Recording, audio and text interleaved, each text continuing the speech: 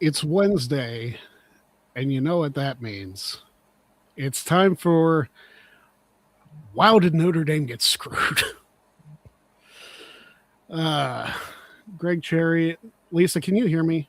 Just out of curiosity, or can anybody hear me out there? Give me 1 second.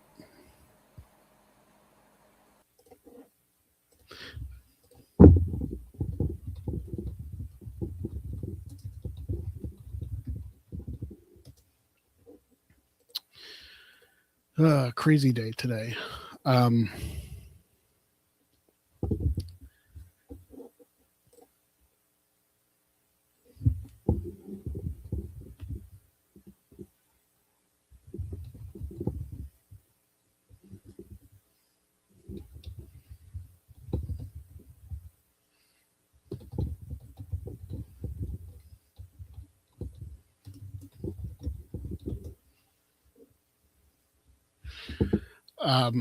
Notre Dame,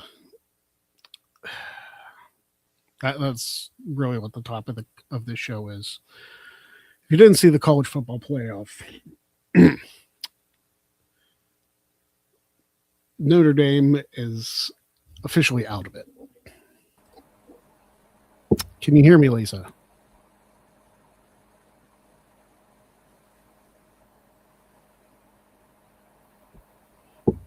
Hello, testing.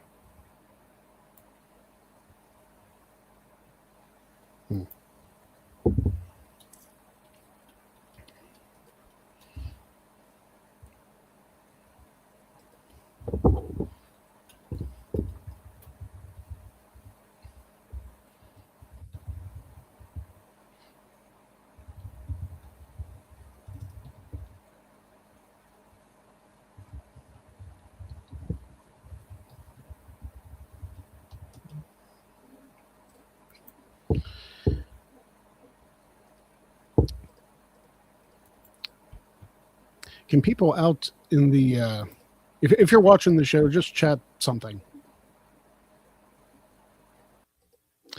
Because I was planning on having let's see. Is it working now, Lisa? No, I don't. I think Lisa's having issues with the StreamYard, but it's okay.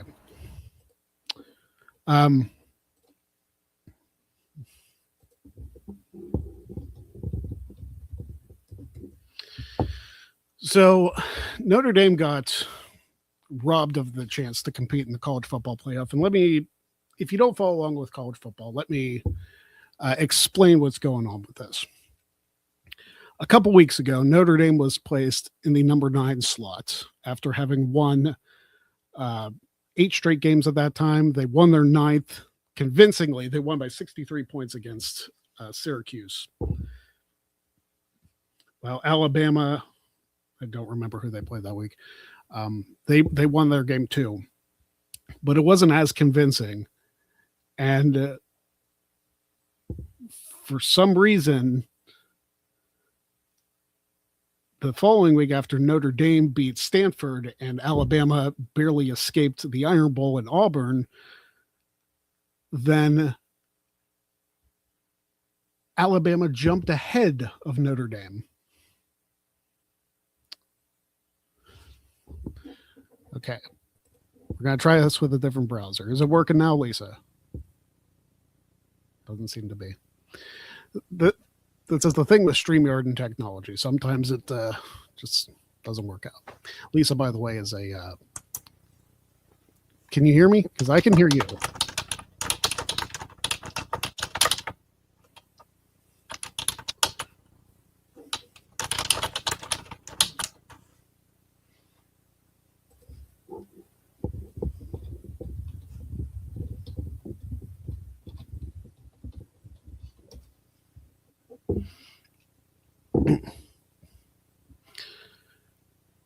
I cannot hear you. Oh, you can't hear me? Okay. I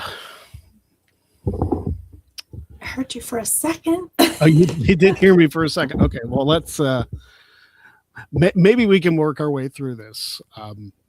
If you can hear anything, just give me a thumbs up that you can hear anything that I'm saying. But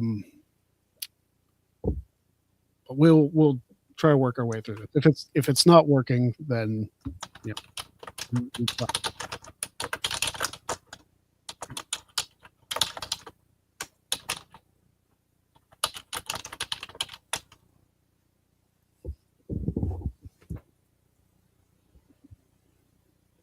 Okay, give me 1 second.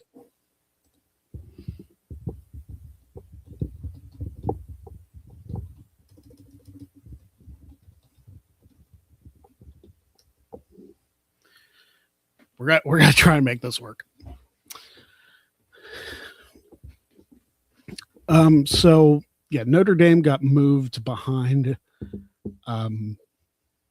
Alabama after Notre Dame went to Stanford, and that's something I'm gonna complain about a lot. Notre Dame went to Stanford at 10:30 p.m. Eastern time kickoff, defeated Stanford handily, and then for whatever reason, after Alabama escaped the Iron Bowl with Auburn, Notre Dame fell behind a spot. How in the world does a Notre Dame team that wins 10 straight games by double-digit score drop a spot because Alabama made a gutsy 4th down call? Does this not feel like it was set up from the very beginning? Because I feel like Notre Dame was put into a position where it didn't matter what was going to happen in conference championship weekend. They weren't going to make it. Because if Alabama would have been number 10 going into conference championship weekend and Notre Dame would have been number 9. Let's try this again. Ooh, I can see now. We got it to work. I'm telling you. Sometimes the browsers and the StreamYard and everything is good. So, yeah, ladies and gentlemen, my guest is Lisa Kelly from the Echoes from Notre Dame books and a graduate of the University of Notre Dame. I'm trying to make sense of everything that has happened as far as the college football playoff going back to Notre Dame thrashing Syracuse 70-7, which I was there for. That must have been a fun atmosphere. I was going to say I was at the Notre Dame game when College Game Day was in Pittsburgh because I live in Pittsburgh, so I was at that game. And, it was definitely an enjoyable experience then, too. But I just don't understand how you can watch this team win 10 straight games after losing their first 2 games by a combined 4 points and say they're not a playoff team. I don't understand that. Yeah. I mean, clearly, if you wanted the 12 best teams, that's not what we got. You can't possibly tell me Tulane and James Madison are in the 12 best. And everybody talking about, like, I know how it's set up. I know that the top 5 ranked conference champions get in. I understand that part. And quite frankly, I'm not even upset about that part because it was the rule going in. Is it a great rule? No, but it's the rule, which I'm hoping they'll amend in future years, but who knows? Because we don't have a Power 5 conference. I mean, let's be honest. Beyond the Big 12, the SEC, and the Big 10, I don't even think the ACC is a power conference anymore. No, and we're going to be joined by Zach Nelson here just a second with pretty much an accurate statement. It's one of those things that the ACC was won by a 5-loss team. Which that whole setup is broken too. How can you have a 5-loss team playing And how's Miami not in the conference championship game? That's what I'm saying. If Miami would have been in the conference championship game, then either Tulane or James Madison would have been booted and Notre Dame would have been in. Yep. So basically, because the ACC and their conference setup is completely broken, and the fact that, Alabama is just handed a spot regardless of how they do, Notre Dame's out.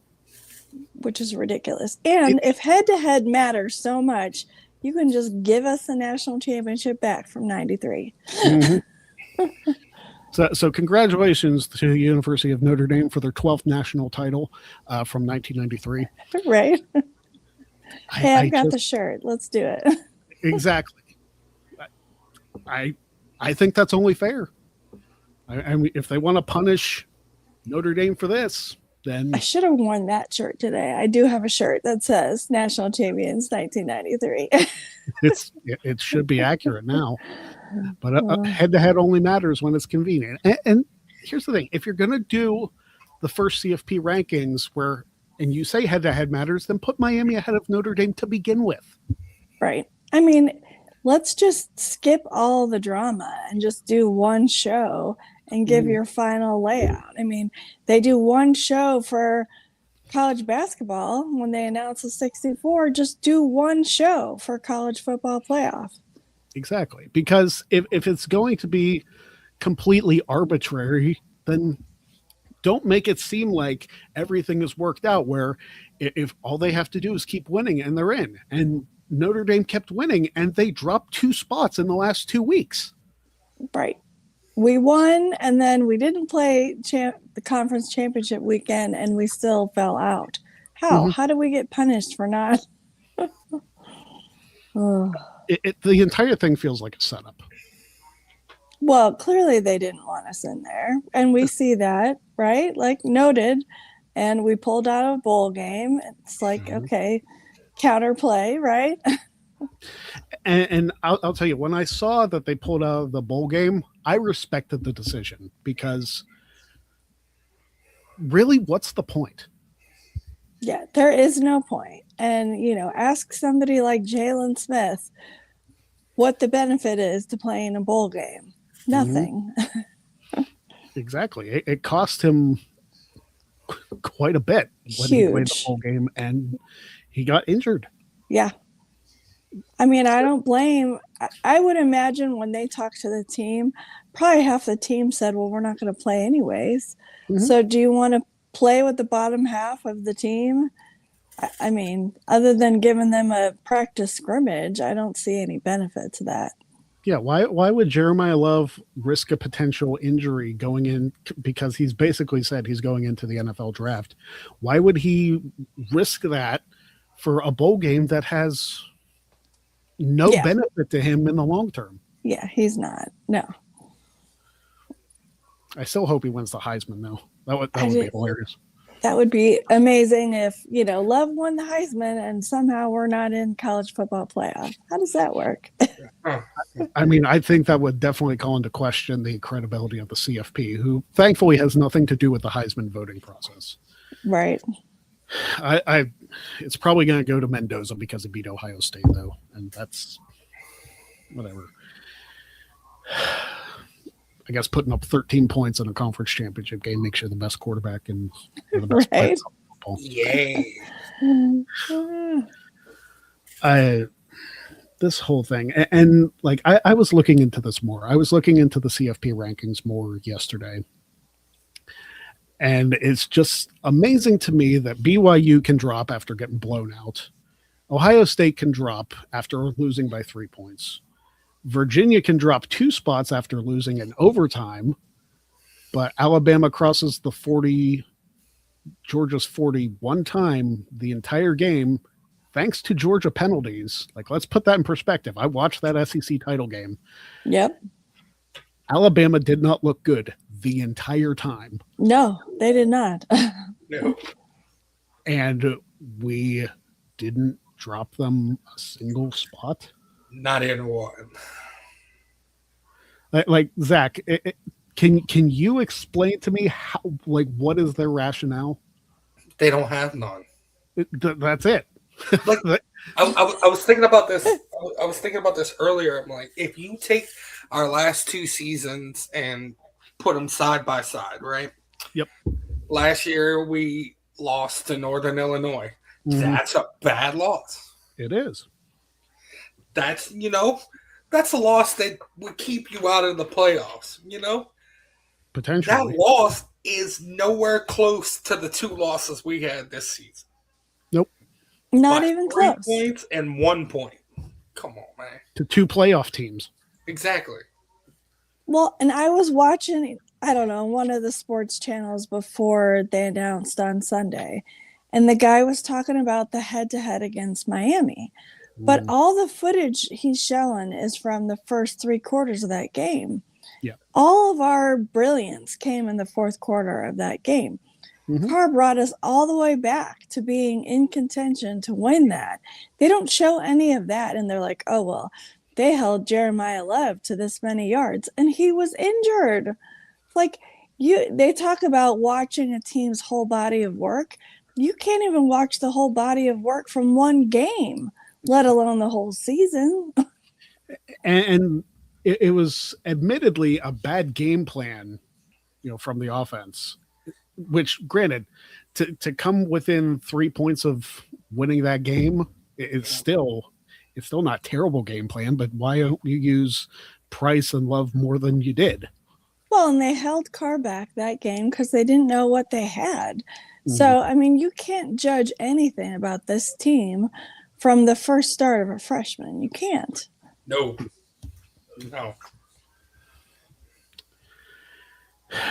And then, like, watching the Texas A&M game, that is 2 plays away from being a Notre Dame victory. You have the botch hold on the extra point by Tyler Buckner, and then you have the blatant hold on Texas A&M that wasn't called. Yep.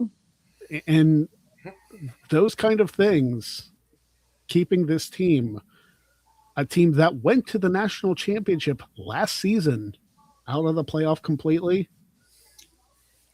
And if you listen to a lot of the talking heads, even the people who were, the head-to-head matters, they're like, but Notre Dame is the team that has the best chance to win the whole thing.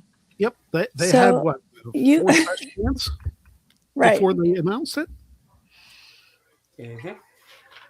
I'm like, so time and time again, this is the team we think that can go all the way, but let's not put them in there. And we back out the bowl game, and it don't hurt us at all. Who's it hurt more than anybody? ESPN, because they're the ones losing the money.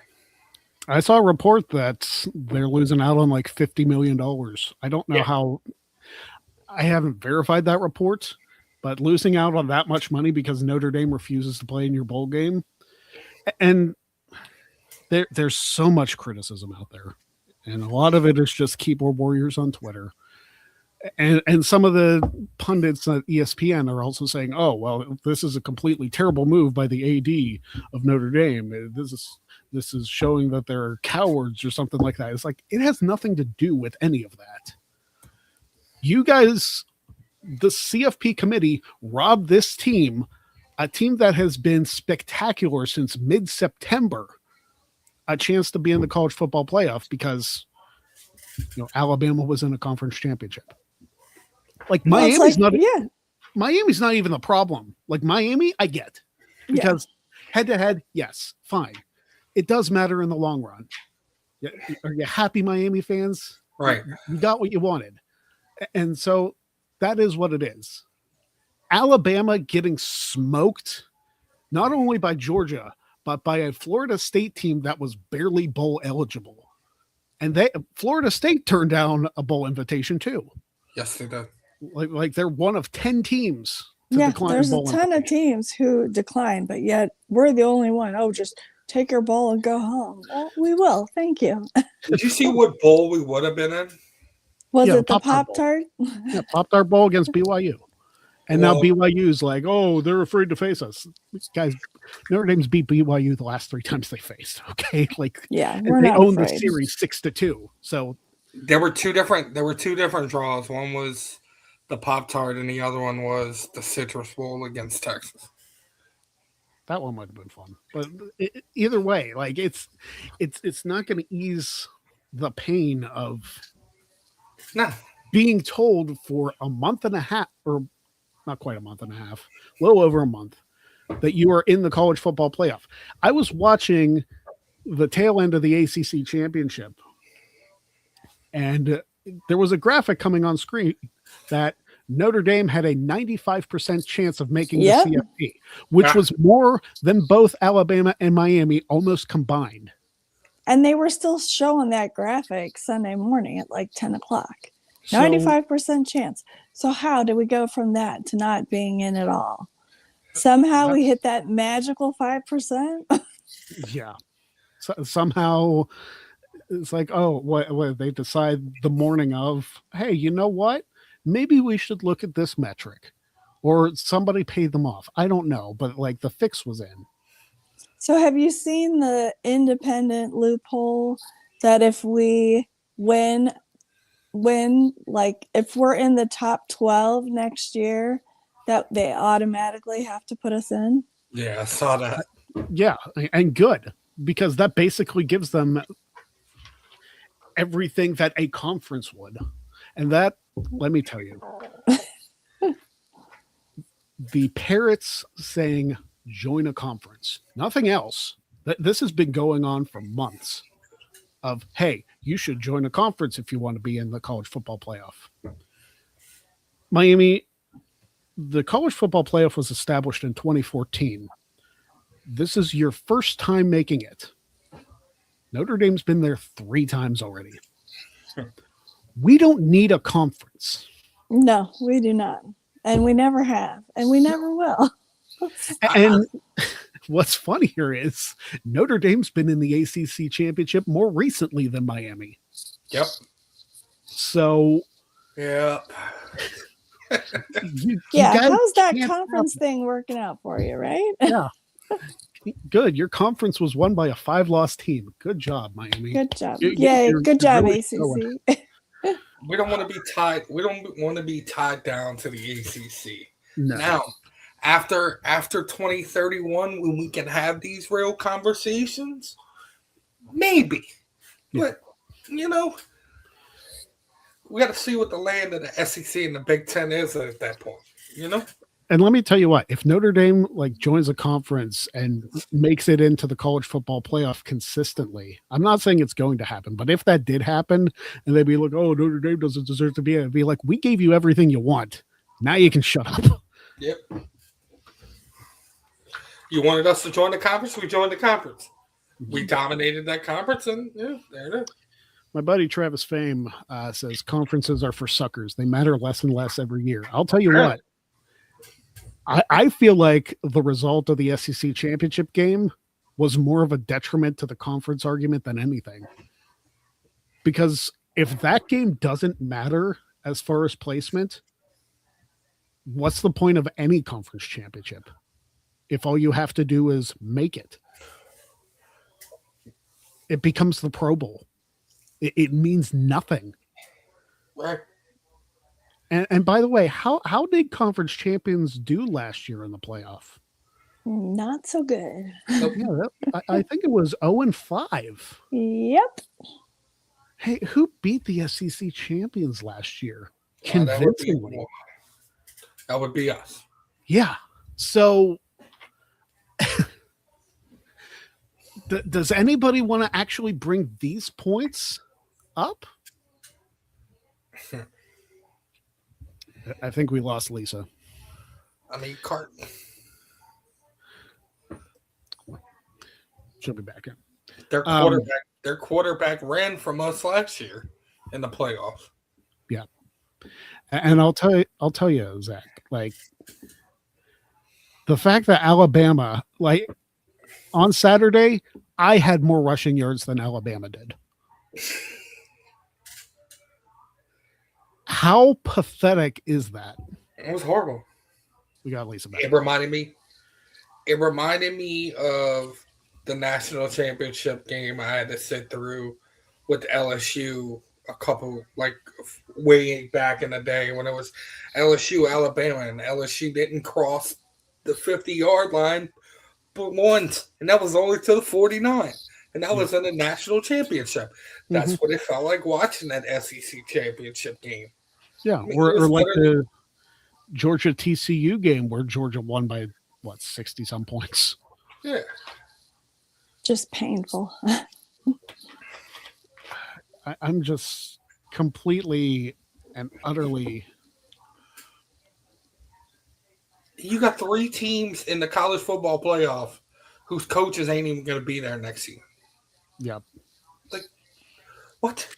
Speaking of coaches, this happened like right before we came on the air. Michigan. I wanted to bring that up. Yeah. Yep. Do you know why? I don't know why. I literally just saw it. So maybe about he 15 hired. minutes before the show. So he was fired for inappropriate misconduct with a staffer. Oh boy. He hired her, and her side job is what they had an issue with. And you could put 2 and 2 together what her side job is. Oh yeah, I got it. Yeah. Yeah. Yeah. So Oh. they didn't like that. I feel like this is another it was Rick Pitino in basketball. Yep. Where he took his players to do those things. And Les Miles and Ed Ogeron, both at LSU, had the same issue. Like, when did you not think it would come to the public spotlight? Like, what's going on? Fame. Bro.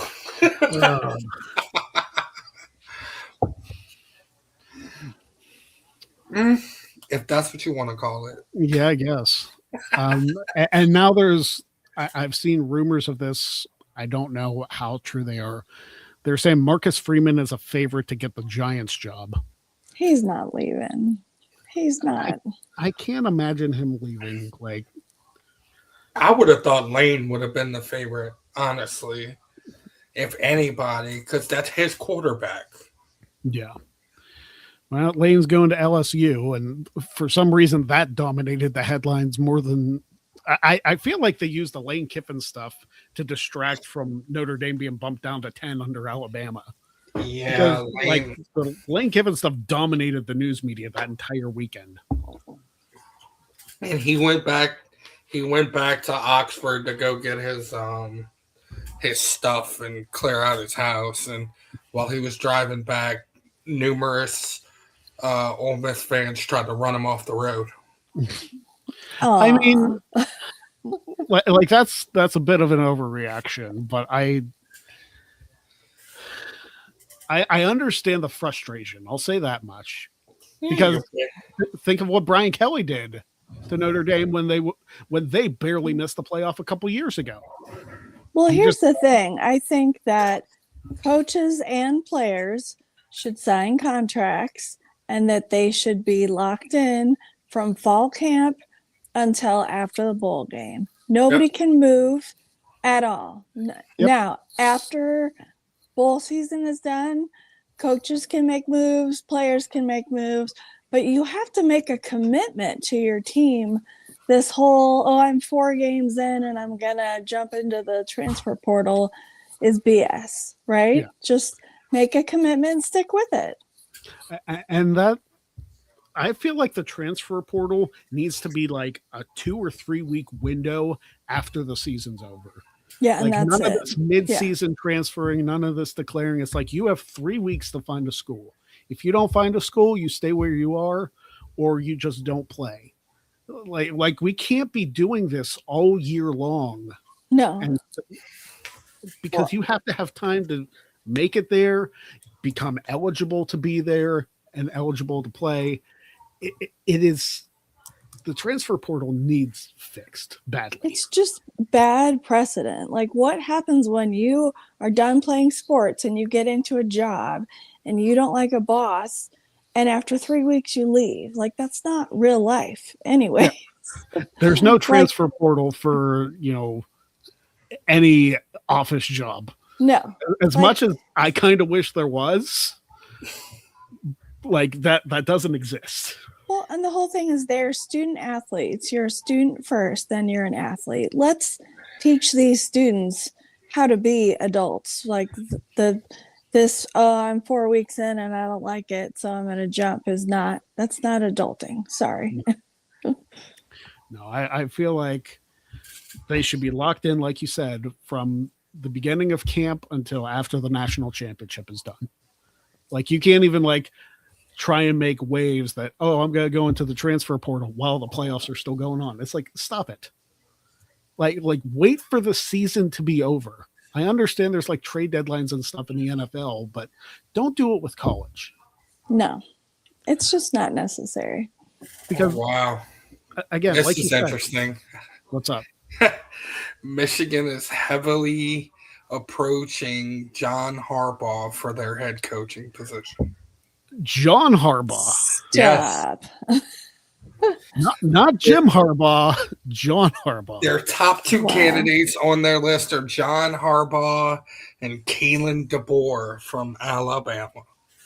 I would laugh if he would have said Brian Kelly. I honestly would. No, Brian Kelly's third on the list. I kind of skipped that one. So, he is. Okay. Yes, he is. Because nobody in their right mind would take Brian Kelly at this point. I mean, they shouldn't, but somebody will. Somebody will be desperate enough for a coach and they'll pick him up. Somewhere in the north, somewhere in Big Ten country, he's a great coach. He'd be a great coach. Yeah. But in the SEC in the South, no.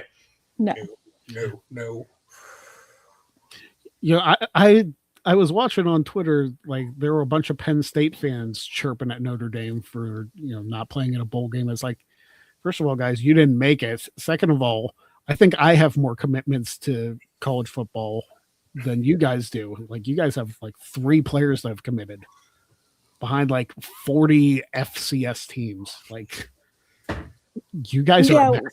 They struck out on 20 coaches. What was that, Lisa? We signed 27 guys. They signed 3? Yeah. Great. It's amazing what a year will do. They were a field goal away from making the national championship last year, and then this year the wheels just fell off. Now they're settling for Matt Campbell. Matt Canada would be more. That was close. I was going to say, saying Matt Canada to a Steelers fan is rough, man. Yes. The only good thing Matt Campbell's done in the last, 10 years is Brock Purdy. And he's average at best at the moment. Yeah.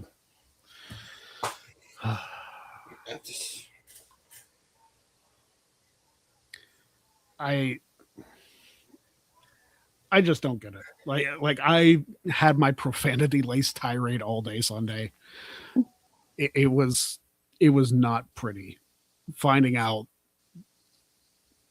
that somehow Notre Dame didn't make the field. Yeah, I went to Mass on Sunday with 8 people from the local alumni club, and the plan was to go to Mass and go to lunch after. And so Mass ends, and of course I'm in Central, so 11 o'clock Mass was noon when everything was being announced. So I didn't see anything for an hour. So then I asked the guy next to me who had his Apple Watch. I knew he had seen it, and I'm like, so we're in?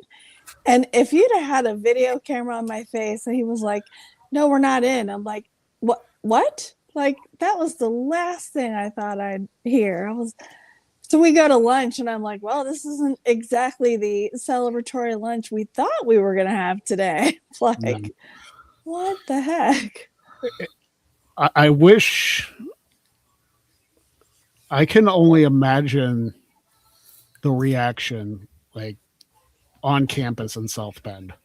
Well, can you imagine? So was our athletic director and Freeman and the team in a room together? They had to. Can you imagine that reaction? I mean, if there was like, it was either general disappointment or people were throwing stuff. Like, just shocked, though. I mean, all day on Sunday, I'm like, you're gonna need to give me a day to be mad. and like shocked and in disbelief, and tomorrow I'll be fine. But today I am not okay. I knew this show was coming Wednesday, so I was like, I kind of have to like hold on to it until I can get it all out. Which I got quite a bit out during the last couple days, but Well, and everyone was asking me for my 2 cents worth on Sunday. I'm like, you don't want to hear it today. I'm like, I'll be much nicer tomorrow. I'm like, but I can't put it in words today. It's not going to come out nice. no, mine didn't. I'll tell you that much. Mine didn't on Sunday. But I've had some time to process it. It's Florida State from a few years ago. I understand how you feel. Like, I think you guys got screwed just as bad. Well, and then I'm a Chiefs fan, and that fell apart yesterday. So I'm like, so you're going through it this weekend. Yeah, I'm like, awesome. I mean, you've had what, 3 Super Bowls in the last 7 or 8 years. So it's not too bad. Yeah, no, not bad. I mean, we've gone to the Super Bowl like 5 of the last 6 or something like that. So I can't complain. No, the NFL's going well for you. Zach and I, not so much. No. Zach's a Saints fan, so I'm also a Jets fan too. So that just makes it even worse. Well, both my Chiefs are the bottom of the league. I'm originally from Pittsburgh, so always love the Steelers. So yeah, I just live in Missouri now. So I actually didn't know you were from Pittsburgh. That's pretty cool. Yeah, I lived in Coriopolis. Okay, I know where Coriopolis is. Yeah, all my family still lives there. My dad and I were the only 2 who left. So cool. So I'm guessing you know like a bunch of Notre Dame people since you went there. Like, do any of the other Notre Dame people on Twitter, like, have you met them in person? Oh yeah. I've met a lot of. I've been on Twitter since like 2009, so I've met quite a few Twitterati Notre Dame people. So yeah, it's been fun. I'm telling you what, this is nice because I barely get to talk on college football on this show because my normal co-hosts Jeff and Maddie don't follow it as much. So it's nice being able to be on here with fellow Notre Dame fans and be able to vent about this. Yeah. Granted, this would have been more fun if it would have been like, oh man, we're going to play Texas A&M again. That's going to be a good time. But yeah, I know. That's all right. Next year is going to be awesome. I'm thinking next year. People are complaining about the schedule that Notre Dame faces. It's like, guys, you realize this isn't like the NFL. We don't set the schedules only like 6 months in advance, right? I know. Well, and it's like, even if you look at the schedule, we don't know. Like, we don't know how good Wisconsin's going to be. I mean, you can't look at that schedule right now and say what the strength of schedule is. You're not really going to know that till you get into it. So all the people who are complaining about, and I think like having Rice be the home opener is great. Like, I would much rather open against Rice than open up against Miami. You know what I mean? Like, let's tune up, right? And get everything working before we hit some massive blockbuster game. I mean, everyone else does it. The fact that we opened this year with Miami and A&M is a lot of balls, I think, right? I mean, everyone else is scheduling cupcakes.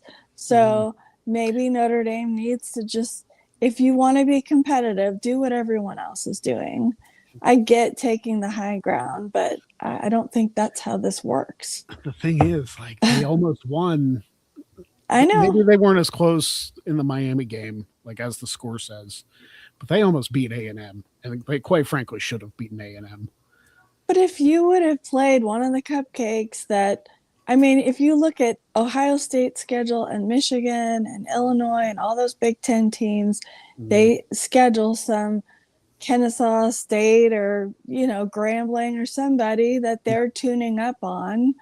It just makes sense to me, right? I mean, if we'd have had a tune-up game instead of Miami, we probably would have beat Texas A&M, We might have beaten Miami too.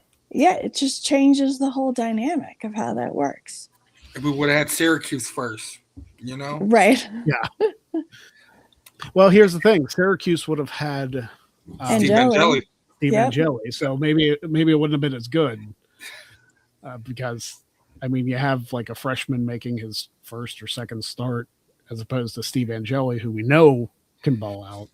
Yeah. So, Well, and when I bought those Syracuse tickets, I was so excited to see the rematch and have Angeli back. And I was so disappointed. I mean, you don't ever want to see anyone. I know, but you don't want anyone to see someone get hurt like that. No, of course not. And then they kept putting the camera on him. I'm like, leave the poor guy alone, right? Yeah, it's like he's going through enough. Like, you don't need to catch his face. Like, showing the shot of him and Freeman hugging, like, that's all you really need from him. You don't need to focus the camera on him.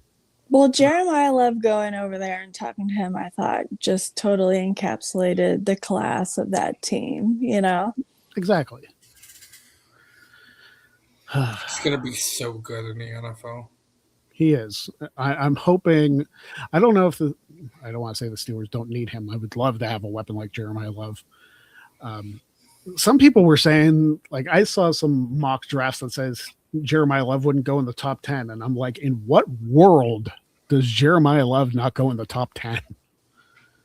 The lowest I've seen him fall in mock drafts was 18. I mean, that might be around the time the Steelers are, if we're being honest. So, well, if he falls there, I'm not going to complain. Right? It's funny because he's from St. Louis. So one of my friends who lives in St. Louis was shopping with her kids, and her son had a Notre Dame shirt on. And this police officer stopped him and said, "Oh, are you a Notre Dame fan?" And the kid says, "Yeah." And "Who's your favorite player?" And he says, "Jeremiah Love." And the police officer was Jeremiah Love's uncle. That's awesome. Oh, that's awesome. Because his dad also used to be a police officer in St. Louis. So I'm like, I thought that was so cool. You know, it's a small world. It definitely is. Like, and I'm not going to watch the Heisman ceremony because I don't even think I watched it when Teo was nominated. But I'm hoping like there's some justice in this world. It's like, if you're not going to put Notre Dame in, at least give the trophy to the best player in college football. Right? Like, Can karma just help us a little bit? Yeah, like justify this season in some way, and maybe whoever votes for the Heisman will be like, okay, listen, we didn't give them a spot in the CFP. Let's give them something, because Mendoza is okay, Sayan's okay. I don't know who else is up for the Heisman other than yeah, I don't either. Is it Diego Pavia of Vanderbilt? Is he up there? Yeah, a little bit. Okay. Ty Simpson should not be. No, Ty Simpson is, after what we just saw. No. If Ty Simpson wins the Heisman, just burn it all to the ground. Like, honestly. Pitiful. Well, and if you look at all the records that Love has broken, and the other interesting thing to me about his play is, you know, we watched Jeremiah jumping over everybody last year. And then once people figured out what he was doing, now he's spinning around. And I mean, he's totally been able to adjust his style of play to not only keep running, keep scoring, catching passes, breaking records. How is that not a Heisman caliber athlete, you know? The spin move he did in the Pitt game was a thing of beauty. Yeah, it's incredible. Yeah, it really is. He's fun to watch. What happened to the candidate they picked to win the Heisman at the beginning of the season? What happened to him? Who was that? Arch Manning. Arch, yeah. Oh boy. Well, and there's another one. I mean, Arch also needed a couple weeks to get up and going. Like, I think that he's going to be right away. Yeah, I think he's going to be a spectacular quarterback. But, you know, it's like them saying Jimmy Clausen was going to win 4 Heismans. Like, come on. The only thing Jimmy Clausen won was a fantasy football championship for me. That was it. And the Hawaii Bowl. Jimmy Clausen deserves so much better than being in the Charlie Weiss era. Man. He didn't help himself roll No, he up to campus with 4 championship rings on his finger. And, you know, a little humility goes a long way. Oh, absolutely. Humility and being just not being cocky. Like, well, I think as a quarterback, though, you have to have a certain amount of swagger. Yeah, swagger is one thing. But there's a fine line between, you know, being confident in yourself and just being a complete, you know, come on. Swagger and arrogance are two completely different things. Yeah, for sure.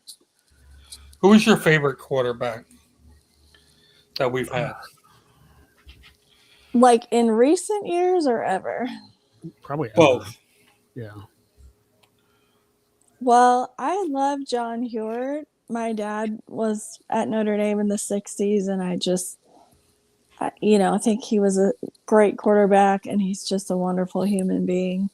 From my era, I love Rick Meyer, but he's also was in my class, and I knew him really well. We were business majors, so, you know, there's a little bias there just because I know him. So if I had to go back, I really enjoyed Brady Quinn. Like, I thought he was fantastic. Recently, Ian Book. That's the one. Ian Book was phenomenal. Wish they would have been able to get over the hump with Book, because Book had it. And Riley Leonard too. Like, let's be honest, Riley Leonard transferring to Notre Dame was just and Travis says the Charlie Weiss days, Brady Quinn and Jeff Samardzija were my peak Notre Dame fandom. Oh my I'm gosh. telling you. Love the Shark. Love it. I don't know how many times I have watched that clip from the UCLA game of Quinn to Samardzija. Amazing. You want to hear my favorite Brady Quinn story? Absolutely. So I lived in St. Louis for almost 30 years, and we were Rams season ticket holders for 20 years. Mm-hmm. So at one point, Brady was with the Rams for like 4 weeks, and he was injured, so he never even played anything. So I had a friend who worked for the Rams, and I said, hey, I'm part of the local Notre Dame alumni club. Can we buy a block of tickets? And then we want to do a meet and greet after the game with Brady.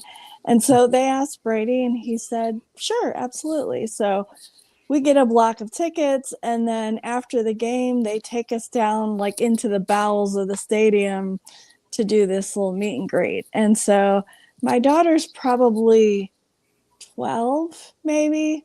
And she was a tomboy at the time. And she was like, why do we have to go meet some stupid football player? And I'm like, you might want to, brush your hair or something,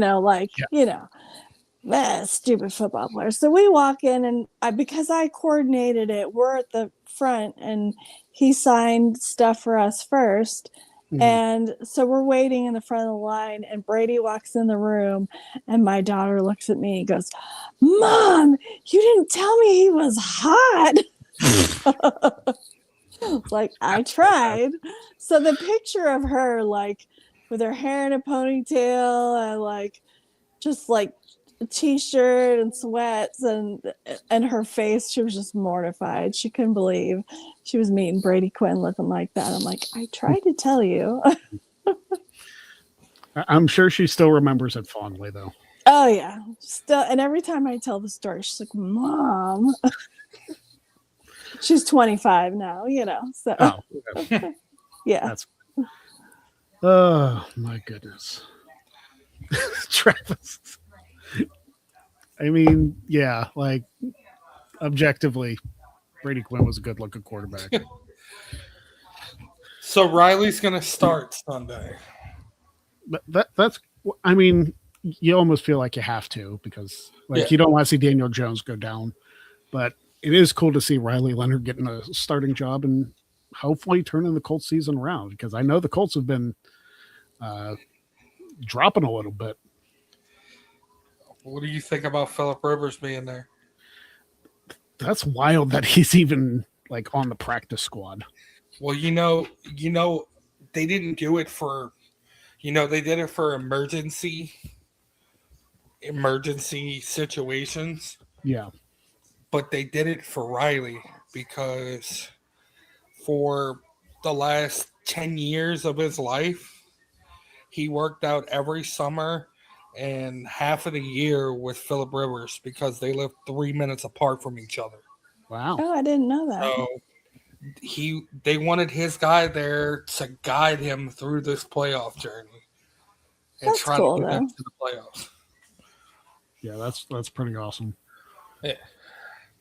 But, like, granted, like Phillip Rivers never ended up winning a Super Bowl, but his stats and his leadership as a quarterback they're hard to argue against.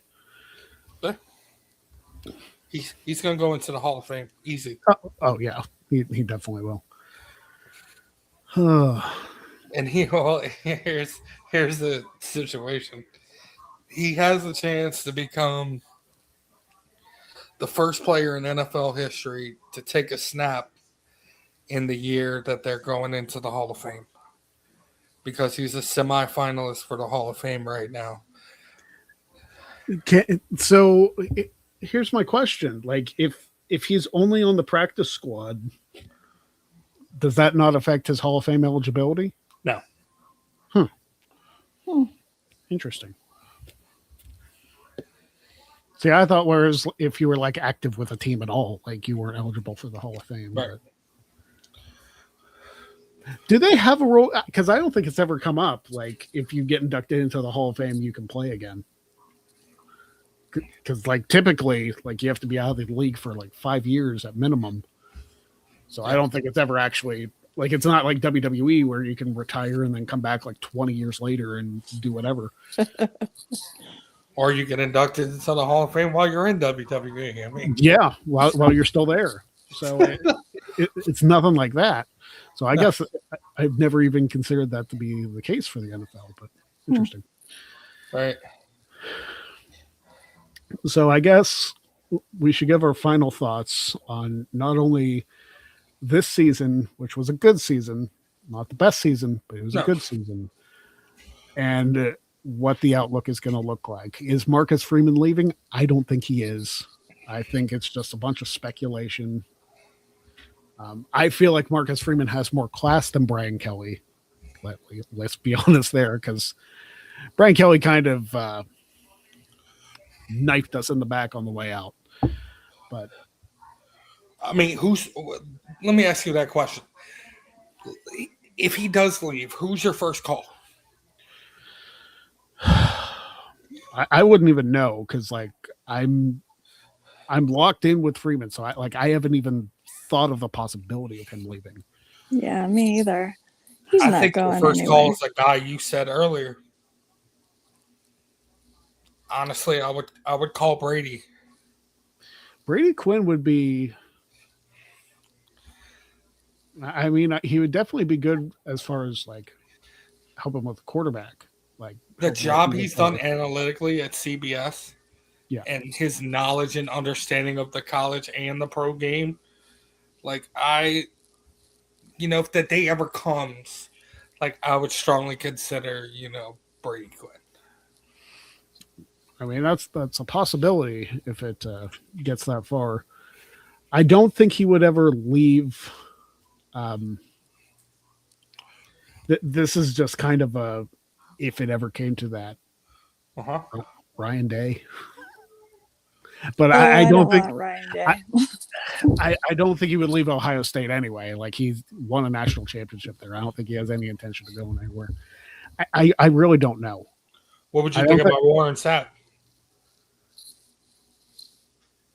That's interesting. I mean, possibly. I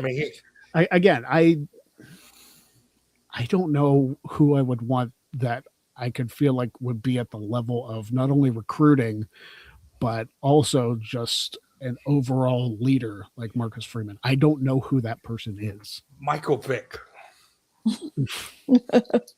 No. It's a joke. Come on. All right. So, Zach, I'll start with you. Thoughts on this season and where Notre Dame goes from here? It was a great season. We got screwed over by. I feel like it's ESPN's fault. Yeah. I don't think it's I don't think it's the committee's fault. I think it's ESPN's fault. But that's neither here nor there. But the future with CJ Carr looks really good, and he's young, and he's only getting better. He's only developing. And I'll tell you what, like, I will say, Chris Ash redeemed himself after those first couple games. Oh, yes. Because it looked like it was going to be Brian Van Gorder all over again. But he turned it around. So good on him. Lisa, what about you? Where do you see this team going? I think we had a great season. I think that, I like the way the season looks next year.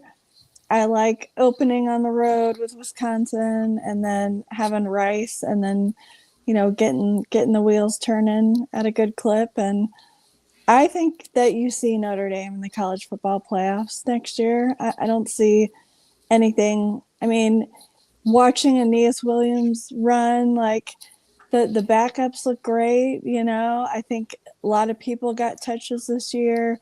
So I think it's not going to be a problem for us next year, in my opinion. Yeah, Aeneas Williams is definitely going to be. I don't know if he'll be Jeremiah Love level. I hope he can get there because I think he's got the talent too. And we got recruiting classes coming in the next couple of years. I think Notre Dame is in a better place than a lot of people think. Regardless of how this season ended, I think the Irish are in a good place going forward. Yep. So with that said, Lisa, thank you very much for being on.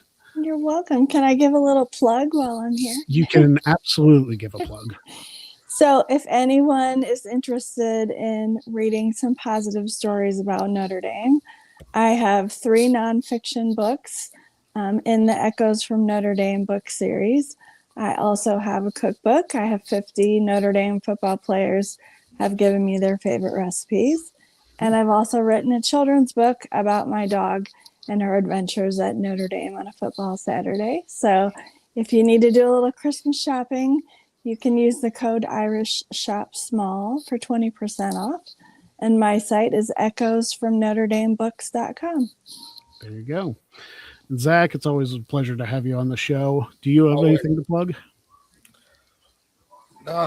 Just like and subscribe to Greg Cherry, please. Appreciate this it. man works harder than anybody in the business. We all need the love. It's Christmas time. Get the like, sub, share the video, share the love to Greg Cherry. Well, next week we are doing our special Christmas show because we're not going to do a show on Christmas Eve. But we have 2 shows left for the year, 2 live shows. So next Wednesday is our special Christmas show. Then the 31st, counting down the end of 2025. And boy, do we need 2025 to end. So thank you again, Lisa and Zach, for joining us. Thank you for watching the Greg Cherry Show. We'll be back again next week. And until next time, don't be a jag. We'll see you next week on the Greg Cherry Show. Thank you.